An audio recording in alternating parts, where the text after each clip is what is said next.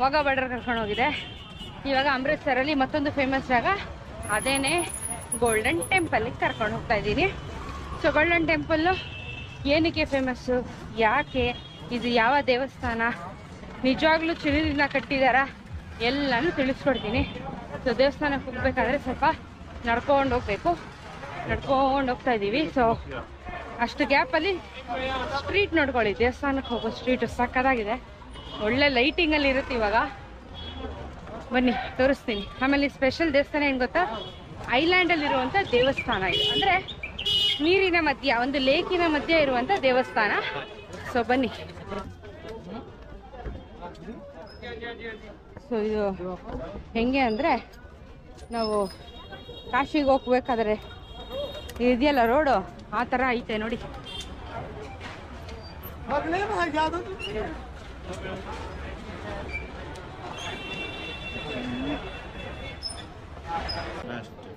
Golden ಟೆಂಪಲ್ಗೆ ಹೋಗ್ಬೇಕಾದ್ರೆ ಈ ಥರ ಕಟ್ಕೊಂಡೇ ಹೋಗ್ಬೇಕು ಗುರುದ್ವಾರದೊಳಗೆ.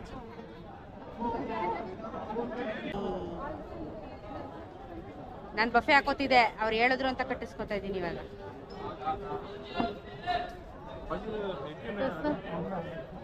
ಸೊ ನಾನು ಹೇಳ್ದಂಗೆ ಎಲ್ಲ ದೇವಸ್ಥಾನಗಳು ಅಂದರೆ ಹಿಂದೂ, ಮುಸ್ಲಿಂ, ಕ್ರಿಶ್ಚಿಯನ್ಸ್, ಬುದ್ಧಿಸ್ಟ್ ಎಲ್ಲರಿಗೂ ಒಂದು ಪುಣ್ಯ ಸ್ಥಳ ಅಂತ ಇರುತ್ತೆ. ನಮ್ಮಲ್ಲಿ ಕಾಶಿ, ಹರಿದ್ವಾರ, ಹಾಗೆ ಮೊನ್ನೆ ಬುದ್ಧಂದು ಲುಂಬಿನಿ ಕರ್ಕೊಂಡು ಹೋಗಿದ್ದೆ ನಾನು. ಅದೇ ರೀತಿ ಸಿಖ್ಗಳಿಗೆ ಒಂದು ದೇವಸ್ಥಾನ ಇದೆ, ಇದು ಅವರಿಗೆ ಪುಣ್ಯ ಸ್ಥಳ ಅಂತ ಹೇಳ್ಬೋದು. ಅದೇ ಅಮೃತ್ಸರಲ್ಲಿರುವಂಥ ಗೋಲ್ಡನ್ ಟೆಂಪಲ್. ಸೊ ದೇವಸ್ಥಾನ ಅವರಿಗೆ ಬಹಳ ಪುಣ್ಯ ಸ್ಥಳ ಆಗಿದೆ, ಯಾಕಂದ್ರೆ ಸಿಖ್ ಜನರು ಏನಿರ್ತಾರೆ ಅಂಥವರಿಗೆ ಸ್ಪೆಷಲ್ ಆಗಿ ಈ ದೇವಸ್ಥಾನ ತುಂಬಾ ಇಂಪಾರ್ಟೆಂಟ್ ಆಗುತ್ತೆ. ಯಾಕಂದ್ರೆ ಇವರು ಸೇಂಟ್ಗಳನ್ನ ವರ್ಷಿಪ್ ಮಾಡ್ತಾರೆ, ಗುರುದ್ವಾರಗಳು ಅಂತ ಹೇಳಿ ಕರೀತಾರೆ. ಸೊ ಗುರುದ್ವಾರಗಳು ಅಂತ ಹೇಳಿ ಅವರು ಗುರುಗಳನ್ನ ಬೇಸಿಕಲಿ ಇವರು ಏನು ವರ್ಷಿಪ್ ಮಾಡ್ತಾರೆ ಅಂತ ಹೇಳ್ಬೋದು. ಅಂತ ಒಂದು ದೇವಸ್ಥಾನ ಇದಾಗಿದೆ. ಗೋಲ್ಡನ್ ಟೆಂಪಲ್ ಅನ್ನೋದು ಒಂದು ಲೇಕ್ ಮಧ್ಯ ಇರುವಂತ ಒಂದು ದೇವಸ್ಥಾನ, ಓಕೆನಾ, ಲೇಕ್ ಮಧ್ಯ ಇದೆ. ಸೊ ಒಂದು ಇದನ್ನ ಐಲ್ಯಾಂಡ್ ಮಧ್ಯ ಇರುವಂತ ದೇವಸ್ಥಾನ ಅಂತ ಕೂಡ ಕರೀತಾರೆ. ಸೊ ಆ ಲೇಕ್ ಹೆಂಗಿದೆ, ಹಾಗೇನೆ ಇಷ್ಟೊತ್ತಲ್ಲಿ ನೈಟ್ ವ್ಯೂ ಅಲ್ಲಿ ಹೇಗಿರುತ್ತೆ, ಯಾಕಂದ್ರೆ ಇದು ಓಪನ್ ಆಗದೆ ಸಾಯಂಕಾಲ 4 ಗಂಟೆಗೆ, ಬೆಳಗಿನ ಜಾವ 4 ಗಂಟೆಗೆ, ರಾತ್ರಿ 10 ಗಂಟೆ ತನಕ ಇರುತ್ತೆ, ಮತ್ತೆ ಬೆಳಗಿನ ಜಾವ 3:30 ಅಷ್ಟೊತ್ತಿಗೆ ಓಪನ್ ಆಗ್ಬಿಡುತ್ತೆ. ಹಾಗೇನೆ ಈ ದೇವಸ್ಥಾನದಲ್ಲಿ ಬರೀ ದೇವಸ್ಥಾನ ಒಂದೇ ಸ್ಪೆಷಲ್ ಅಲ್ಲ, ಬಟ್ ಇಲ್ಲಿ ಸಿಕ್ಕಾಪಟ್ಟೆ ಸ್ಪೆಷಲ್ ಆಗಿರುವಂತ ಮತ್ತೊಂದು ಈ ಒಂದು ಸಂಗತಿ ಇದೆ, ಅದ್ರ ಬಗ್ಗೆ ನಾನು ತಿಳಿಸ್ಕೊಡ್ತೀನಿ. ಸೊ ಇವಾಗ ಹೋಗೋಣ. ಸೊ ದೇವಸ್ಥಾನಕ್ಕೆ ಹೋಗ್ಬೇಕು ಅಂತ ಹೇಳಿದ್ರೆ ಇದನ್ನ ಕಟ್ಕೊಂಡು ಹೋಗ್ಲೇಬೇಕು. ಲೇಡೀಸ್ ದುಪಟ್ಟ ಇದ್ರು ಅದನ್ನ ಹಾಕೊಂಡು ಹೋಗ್ಬೋದು.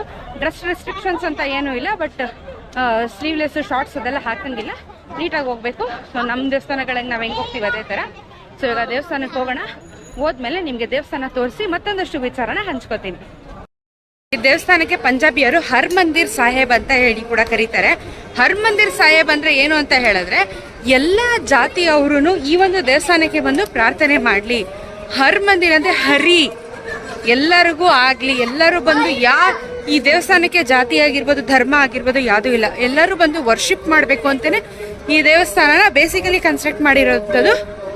ಸೊ ಹೊರಗಡೆ ಹೋಗ್ಬಿಟ್ಟು ಮಾತಾಡೋಣ. ಸಖತ್ತಾಗಿದೆ ದೇವಸ್ಥಾನ ನೋಡಿ, ಅಲ್ಲಿ ಗೋಲ್ಡನ್ ಟೆಂಪಲ್, ಆ ಗೋಲ್ಡೆ ಲಕ್ಕ ಲಕ್ಕ ಅಂತ ಸೂಪರ್ ಆಗಿ.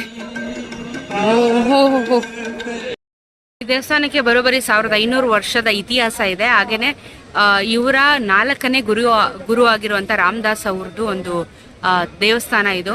ಸೊ ಒಳಗಡೆ ಬೇಸಿಕಲಿ ಇಲ್ಲಿ ಏನಿರುತ್ತೆ ಅಂತ ಹೇಳಿದ್ರೆ ಗುರುದ್ವಾರ ಅಂತ ಹೇಳಿದೆ ನಾನು. ಸೊ ನೀವು ಮಸೀದಿಗೆಲ್ಲ ಹೋದಾಗ್ಲೂ ನಿಮಗೆ ಒಳಗಡೆ ಏನಿರುತ್ತೆ ಹೇಳಿ ಅದೇ ತರ ಸೇಮ್ ಇಲ್ಲಿರುತ್ತೆ, ಬಟ್ ಹೆವಿ ಅಂದ್ರೆ ಹೆವಿ ಲೈನ್ ಇದೆ. ಸೊ ಇವಾಗ ವೇಟಿಂಗು ತುಂಬಾ ಲೈನ್ ಇದೆ. ಸೊ ಹಾಗೇನೆ ನಾನು ಹೇಳಿದೆ ನಿಮ್ಗೆ ಲೇಕ್ ಮಧ್ಯದಲ್ಲಿ ಇರುವಂತ ದೇವಸ್ಥಾನ ಅಂತ ಹೇಳಿ ತೋರಿಸ್ತೀನಿ.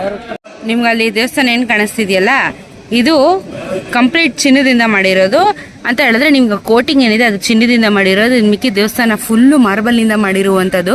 ಸೊ ಇಲ್ಲಿ ನನ್ನ ಮುಂದೆನೇ ಕಾಣಿಸ್ತಾ ಇದೆ ನೋಡಿ ಲೇಕ್. ಸೊ ಈ ಲೇಕ್ ಮಧ್ಯ ಇರುವಂಥದ್ದು ಈ ಗೋಲ್ಡನ್ ಟೆಂಪಲ್. ತುಂಬ ಡೀಪಾಗಿ ನಾವು ಹಿಸ್ಟ್ರಿನ ಮಾತಾಡೋಕೆ ಹೋದರೆ ನಮಗೂ ಅರ್ಥ ಆಗಲ್ಲ, ನಿಮಗೂ ಅರ್ಥ ಆಗಲ್ಲ, ಕನ್ಫ್ಯೂಷನ್ ಆಗುತ್ತೆ. ಸೊ ಅಮೃತ್ಸರಲ್ಲಿ one of the famous and holiest place for Sikh ಅಂತ ಹೇಳಿದ್ರೆ ಯಾವುದಾದ್ರೂ ಇದೆ ಅಂತ ಹೇಳಿದ್ರೆ ಅದು ಈ ಗೋಲ್ಡನ್ ಟೆಂಪಲ್. ಇದನ್ನ ನೋಡೋಕ್ಕೆ ಎಷ್ಟು ಜನ ಬರ್ತಾರೆ. ಅಲ್ಲಿ ನೋಡಿ, ಅಲ್ಲಿ ಎಷ್ಟು ಲೈನ್ ಇದೆ ನೋಡಿ, ಇಲ್ಲಿ ಪೂರ್ತಿ ಲೈನ್. ಸೊ ಹಾಗೇನೆ ಇನ್ನೂ ಒಂದಷ್ಟು ವಿಚಾರ ಹೇಳೋದಾದ್ರೆ, ಇಲ್ಲಿ ನಿಮಗೆ ಪ್ರಸಾದ ಕೊಡ್ತಾರೆ. ಈ ಪ್ರಸಾದ ತುಂಬ ಫೇಮಸ್ಸು. ಏನಕ್ಕೆ ಅಂತ ಹೇಳಿದ್ರೆ ಬರೋಬ್ಬರಿ 10,000 ಜನ ಕೂತ್ಕೊಂಡು ಊಟ ಮಾಡುವಂಥ ದೊಡ್ಡ ಛತ್ರ ಇದೆ. ಜೊತೆಗೆ ಇಲ್ಲಿ ಸ್ವಯಂ ಸೇವಕರಾಗಿ ಸಿಖ್ಗಳು ಯಾರಿದ್ದಾರೆ ಅವರು ವಾಲಂಟಿಯರ್ ಆಗಿ ಹೋಗ್ಬಿಟ್ಟು ಇಲ್ಲಿ ಅಡುಗೆನ ಮಾಡ್ತಾರೆ, ಪಾತ್ರೆ ತೊಳಿತಾರೆ. ಸೊ ಕಂಪ್ಲೀಟ್ ಹೈಜೀನ್ನ ಮೇಂಟೈನ್ ಮಾಡಿ ಇಲ್ಲಿ ಊಟನ ಬಡಿಸ್ತಾರೆ. ಇದು ತುಂಬ ಫೇಮಸ್ ಇಲ್ಲಿ. ಹಾಗೆಯೇ 24/7 ಆ ಊಟ ಬಡಿಸ್ತಾನೆ ಇರ್ತಾರೆ. ನಮ್ಮಲ್ಲಿ ಧರ್ಮಸ್ಥಳ ಹೇಗೆ ಅದೇ ಥರ ಇದೂ ಅಂತ ಹೇಳ್ಬೋದು. ಸೊ ಇಲ್ಲಿ ಊಟ ಮಾಡ್ತೀವಿ ನಾವು ಆಮೇಲೆ ದರ್ಶನ ಎಲ್ಲ ಆದಮೇಲೆ. ಸೊ ಎಫ್ಕೋರ್ಸ್ ಒಳಗಡೆ ಎಲ್ಲ ಫೋನೆಲ್ಲ ಬಿಡೋದಿಲ್ಲ. ಸೊ ಇಲ್ಲಿಂದನೇ ನೋಡ್ಕೊಳ್ಳಿ. ಗುರುದ್ವಾರ ತೋರಿಸಿದ್ದೀನಿ, ಗೋಲ್ಡನ್ ಟೆಂಪಲ್ ಅಮೃತ್ಸರಿಂದ. ಈಗ ಲಂಗಾರ್ ಅಂತ ಹೇಳಿದ್ನಲ್ಲ, ಇದು world famous actually Guinness record ಮಾಡಿರುವಂಥ ಒಂದು ಕಿಚನ್ ಇದು. ಸೊ ಹೈ ಕ್ಲೀನ್ನೆಸ್ ಆಗಿರ್ಬೋದು ಅಥವಾ ಎಲ್ಲ ಮೇಂಟೆನೆನ್ಸ್ ಆಗಿರ್ಬೋದು ಹಾಗೆ ಇರುತ್ತೆ. ಆಮೇಲೆ ಇದು world famous food, biggest kitchen, ನಮ್ಮ ಧರ್ಮಸ್ಥಳಕ್ಕಿಂತ ಬಿಗ್ಗೆಸ್ಟ್ ಕಿಚನ್ ಇದು. ಸೊ ಇವಾಗ ಇಲ್ಲಿ ಊಟ ಮಾಡೋದಕ್ಕೆ ಹೋಗ್ತಾ ಇದ್ದೀವಿ. ಏನೇನಿರುತ್ತೆ ಅಂತ ತೋರಿಸ್ತೀನಿ. ಎಷ್ಟು ಜನ ಕೂತಿದ್ದಾರೆ ನೋಡಿ ಊಟಕ್ಕೆ. ನಾವು ಕೂತ್ಕೊಂಡಿದ್ದೀವಿ. ಈ ಥರ ಬಡಿಸ್ತಾ ಇದ್ದಾರೆ. ಇದು ಬ್ಲ್ಯಾಕ್ ತೂರ್ ದಾಲ್, ಇದು ಪಾಯಸ. ಇವಾಗ ಚಪಾತಿ ಕೊಡ್ತಾರೆ ನೋಡಿ, ಟಕ್ ಟಕ್ ಅಂತ catch it, chapati catch it ಹಂಗೆ ಕೈಗೆ ಎಸಿತಾರೆ. ಇದು ನೋಡಿ, ಇದು ನೀರು ಹಾಕೋ ಮಿಷಿನು. ಅಲ್ಲಿ ಬೌಲ್ ಕೊಟ್ಟಿದ್ದಾರಲ್ಲ, ಆ ಬೌಲ್ಗೆ ನೀರು ಹಾಕ್ತಾರೆ. ನೀರು ಪೈಪಲ್ಲಿ ಕುಡಿಯೋ ನೀರು ಮಿಷಿನ್ ನೋಡಿ, ಚೆನ್ನಾಗಿದೆ. ಅಲ್ಲಿ ಬ್ರೇಕ್ ಹಿಡ್ದು ಬೌಲ್ಗೆ ನೀರು ಹಾಕ್ತಾರೆ ಈ ಥರ. ಸೊ ಲಂಗರ್ ಅಂತ ಹೇಳಿದ್ರೆ ಚಪಾತಿ ಮತ್ತು ಏನು ಅಕ್ಕಿದ ಪಾಯಸ ಮತ್ತು ನೀರು, ಇದಿಷ್ಟು ಗ್ರೇವಿ ಒಂದು ಕೊಡ್ತಾರೆ. ಸೊ ಇಲ್ಲಿ ವಾಲಂಟಿಯರ್ ಆಗಿ ಜನ ಬಂದು ಊಟ ಬಡಿಸೋದಾಗಿರ್ಬೋದು, ಪಾತ್ರೆ ತೊಳೆಯೋದಾಗಿರ್ಬೋದು, ವಾಲಂಟಿಯರ್ ಆಗಿ ಸೇವೆಗಳನ್ನ ಮಾಡ್ಬೋದು ಇಲ್ಲಿ ಬಂದು. ಸೊ ಇದು ಗೋಲ್ಡನ್ ಟೆಂಪಲಿನ ವಿಶೇಷತೆ. ಚೆನ್ನಾಗಿತ್ತು ಪ್ರಸಾದ ಕೂಡ, ಟ್ರೈನು ಫುಲ್ ಆಯಿತು. ಸೊ ಗೋಲ್ಡನ್ ಟೆಂಪಲ್ಲು ವಿಸಿಟ್ ಮಾಡಿ ಅಮೃತ್ಸರಕ್ಕೆ ಬಂದಾಗ. ಸೊ ಇವಾಗ ಇಲ್ಲಿಗೆ ಮುಗಿಸಿ ನಾವು ನಾಳೆ ರೈಡ್ ಹೊರಡ್ಬೇಕು ವಾಪಸ್ಸು. ರೆಸ್ಟ್ ಮಾಡೋಣ. ಸಿಗ್ತೀನಿ ನೆಕ್ಸ್ಟ್ ಎಪಿಸೋಡಲ್ಲಿ. ಬಾಯ್.